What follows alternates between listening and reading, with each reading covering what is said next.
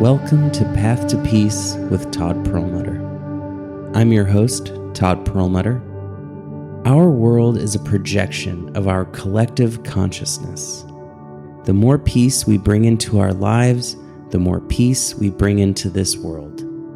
So let the transformation begin. We all reach a certain age where we begin to notice that life becomes repetitive, that we feel stuck, we feel bored, and what once felt new and exciting and always different becomes monotonous. And so the question today is, how can we regain that childlike wonder, that sense of newness that every child and baby and animal experiences? And what are the things that are blocking us from feeling that wonder from the cosmos around us? And this is a topic I explore in great depth in my latest book, Aloneness to Oneness. And I think to help us find an answer to that question, we can really look to artists, because they have been trained to look and look closely at whatever they are observing. They are students of life, always studying. And there was an incredible impressionist painter, Claude Monet, who famously would paint the same scene over and over and over again, and from even the same angle with the same composition.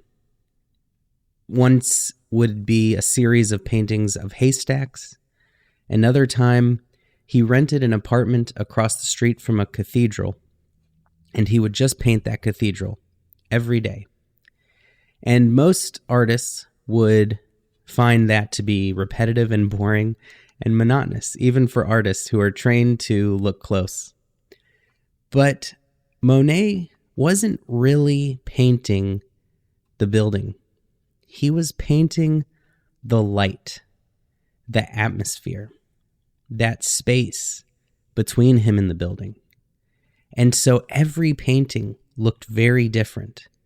The colors might be pastel, or they might be bright oranges and reds because of the sunset, or sometimes they would look like stone, and sometimes they would look like melted candle wax. He was a master at capturing the essence of something, that life breathing from inanimate objects. And he could see the difference between every object from one moment to the next, because the sun is always moving through the sky. The moon is always creating an effect of light on its own. The atmosphere is constantly changing, and every moment of every day is different, not just because of the way things look, but because of our own ever-changing dynamic nature. The thoughts, the emotions, the mental state underneath each thought and emotion that creates a frame of reference, a frame of view that we have based on what we've just done, based on our belief systems, based on the morning we've had. Whenever we close our eyes, even though it may always be silent and dark when we close them, no two moments are the same. Our body is constantly feeling new sensations. We just tend to lose track of subtlety. We tend to tune out what makes everything different, new, and exciting. We exchange curiosity for certainty. We become cynical and we stop looking at everything we do because we're certain that it's just like the million times before. And this attempt to save our mental energy by labeling everything we see instead of truly seeing what we are experiencing, we are actually missing out on that most precious gift of life that we have. This ability to discover each new moment as it comes. But just as an artist trains to look deeply, every one of us is an artist. And I believe it was Picasso who said, every child is an artist. The problem is how to remain an artist once we grow up. And another way to say that is, how can we maintain that childlike wonder, curiosity, and awe into our adulthood? We would think that with our brilliant minds, we would figure this out. But what happens is we tend to chase peak experiences more and more as we grow up to regain that sense of wonder. So we'll hike a mountain at 3 a.m. to catch the sunrise because this is the greatest spot in the state and you have to do it at this time. Or we jump out of a plane over Dubai or whatever it is to force us to be present and to take us out of the ordinary. But what happens is with these hyperstimulating events, with hyperstimulating entertainment, with hyperstimulating foods, we actually dull our senses and the ability to notice the change of light or the way light beautifully reflects off a metal object on our desk. And we, instead of being appreciative and grateful for even the beauty of a little handmade cup or a plant on our desk, we're planning a vacation to where we can get out of the ordinary and escape. And so escape and hyperstimulation become our needs. We need to escape this moment. We need to drudge through the day to get to our relaxation. We need to drudge through the weeks and months to get to our vacation where we can finally be actually in a completely new surrounding, in a new place where it's easy to feel that newness. And we all crave that. And we can experience every single moment like we are witnessing the aurora borealis, the northern lights. We can become just as present for that peak experience as we can be for our job that we've gone to for the 10,000th day in a row. We simply have to take our lessons from the artists, from the children, from the animals who have not been bored for one single moment their entire lives. None of us is less wise today than we were as babies and children. So we all have the ability to regain what we lost, whether it was through unfortunate circumstances, through school or bad teachers or adults who told us to get our head out of the clouds. And we can stay aware of our unawareness. When we are seeing labels and not people or things, we can come back and we can look a person in the eyes who we casually dismissed. Oftentimes we do this with a waiter when we're in a hurry, and we don't fully recognize the humanity in others. We don't fully take in their infinite nature. And we also forget our own infinite nature. Taking our cue from children, we can enjoy once again the littlest, tiniest of things, from an ant on the ground to the fluffy clouds in the sky. There are so many things happening all around us that we tune out, such as the sound of birds, the feel of water on our hands, the breeze on our face. The more we make a habit of noticing the little things and being grateful for the differences, not just what we think of as the same, but we start to really look and pay attention at the beauty that is all around us. It can be in a crumbling building. It doesn't have to be in what we consider traditionally beautiful sculptures and architecture. It is in every item, like that movie American Beauty, where the boy was mesmerized by a bag blowing in the wind. It may seem strange to say, but there is beauty and meaning in whatever we find to be beautiful and to bring our meaning to. And even in that film was art, and it let us see that in this beautiful film, a bag blowing in the wind was beautiful, and it created meaning for us, the viewer. In every single moment, there is ourselves with infinite depth, meaning, and layers to explore. There are usually other people around with their infinite layers, meaning, and depth to explore as well. And there is so much happening around us all the time to explore, to dive deep into.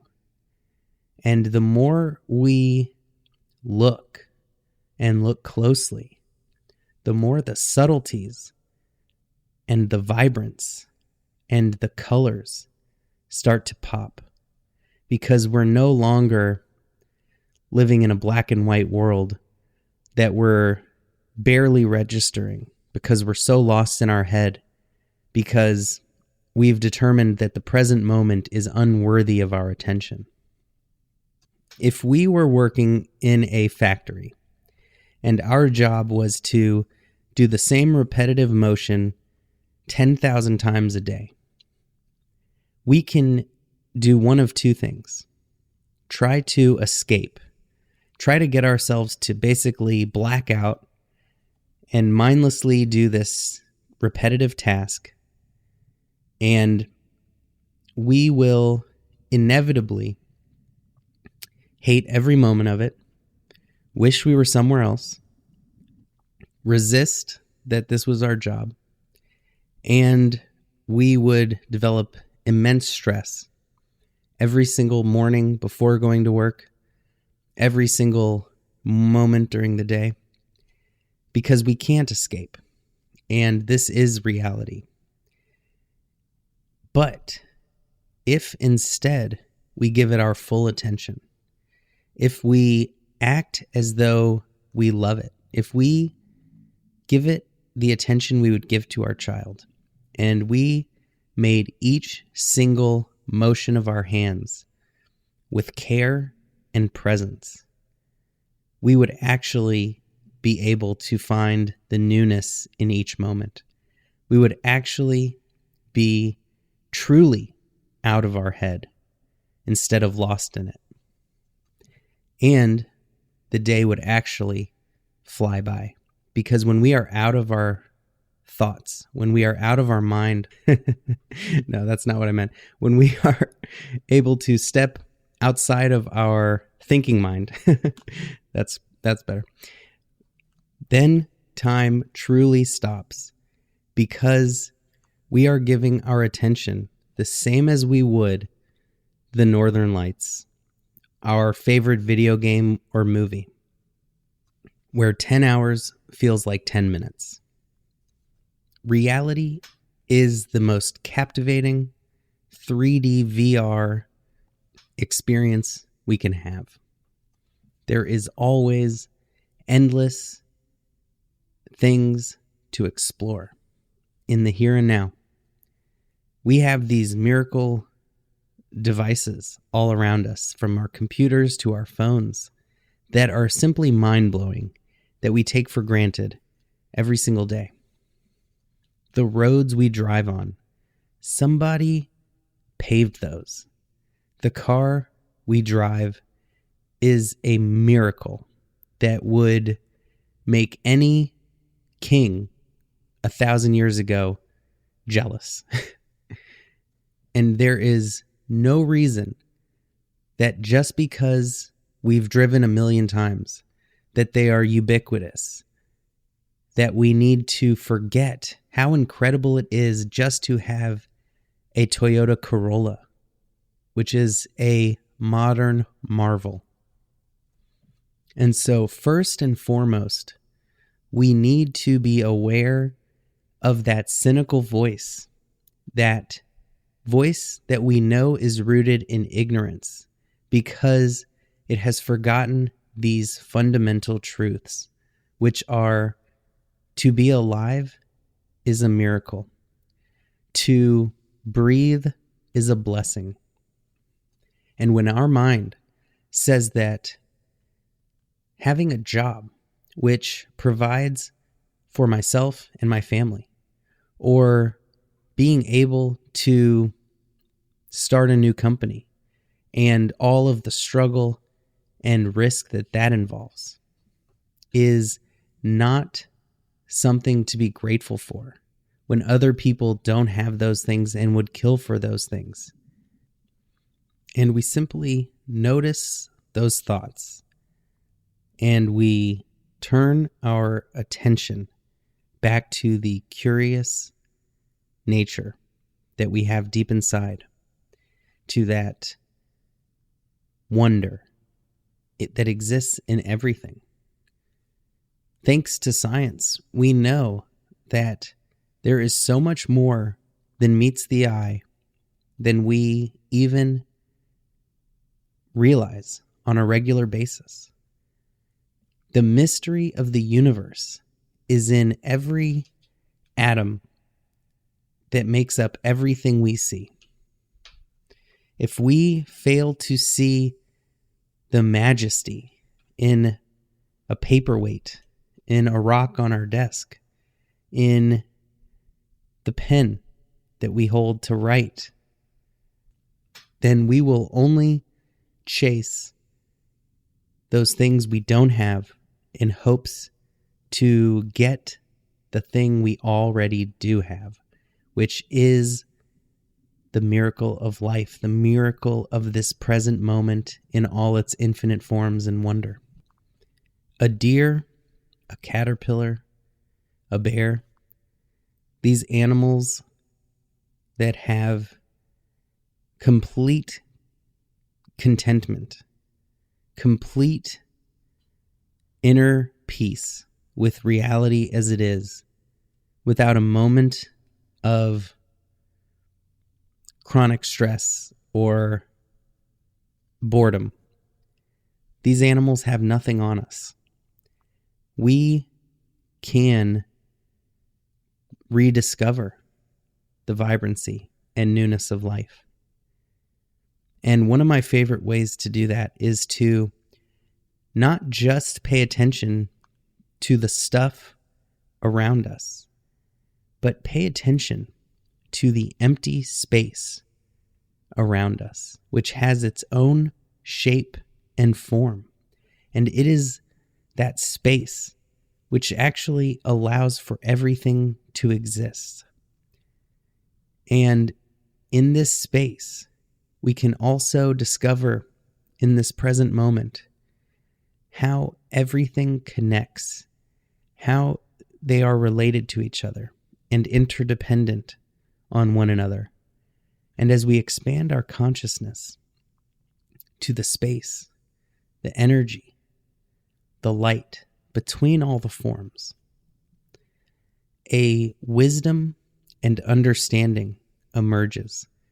We begin to see how everything works as a whole, and we begin to understand how we can manipulate the universe around us by recognizing how everything fits together, and we can create that life we've always dreamt of.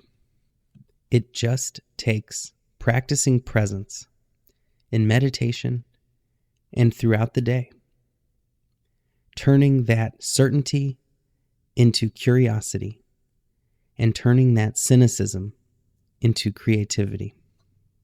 In meditation, when we tune out everything and we focus on something subtle like our breath, we raise our awareness and we expand to see subtlety again. And this is where the newness lies when life seems mundane. It is in the details we failed to notice.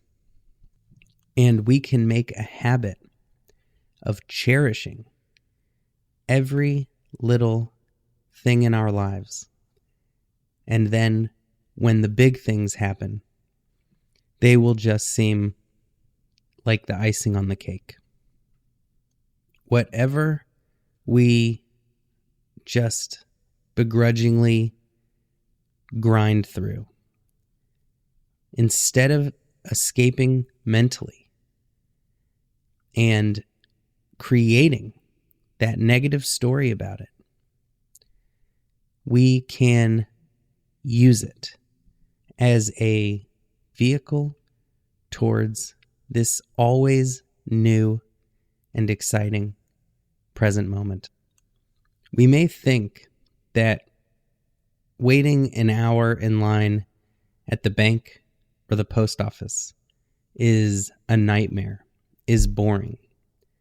But these are only thoughts. It is only a conditioned state of mind. And someone else who has spent days in a forest or has realized they mindlessly use their phone too much and decides to keep it in their pocket more and devote more time to self-reflection. To someone like that, an hour at the bank is a pleasant chance for reflection, meditation, introspection, and to discover what an hour at the bank is like. And it's not such a terrible thing as we make it out to be. It's just that we train our mind to believe it's bad and unbearable and beneath us, and all of these fictions we create around it. When in reality, yes, they probably need to hire a few more tellers, but you know what? We can accept that too. Much love. You have been listening to Path to Peace with Todd Perlmutter. Being here and putting in this important and noble work is one of the greatest gifts you can give yourself and others. If you found this podcast even a little helpful, please make sure to leave a review so it can reach others who may be in need. And remember, the path to peace starts with a single step.